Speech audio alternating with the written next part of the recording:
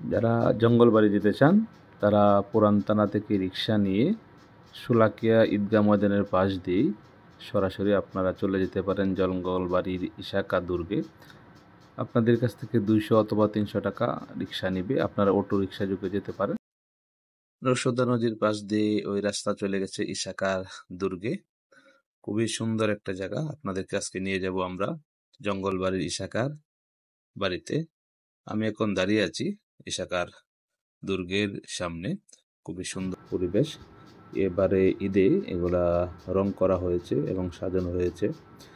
ইশাকার দুর্গটি খুবই সুন্দর একটা পরিবেশে।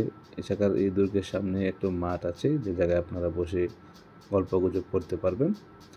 আর পার্শ্ববর্তী একটি সুন্দর মসজিদ আছে, মসজিদটিও খুবই নান্দনিক এবং এর সামনে একটি পুকুর আছে। পার্শ্ববর্তী একটা বিদ্যালয় আছে, বিদ্যালয়টিও খুবই নামকরা। এই যে দেখতেছেন যে মসজিদটা, খুবই চমৎকার একটা মসজিদ। যারা নামাজ পড়তে চান নামাজ পড়তে পারবেন।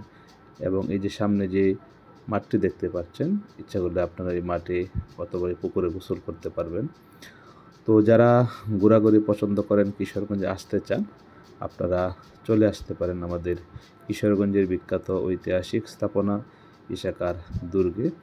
এবং বর্তমানে এই ইশাকার ওই বাড়ির পার্শ্ববর্তী একটি জায়গায় নতুন করে একটি প্রত্নতান্ত্রিক স্থাপনা পাওয়া গেছে, যে জায়গায় অনেক কিছুই পাওয়া সম্ভব। তো সরকার এটাকে ব্লক করে রেখেছে।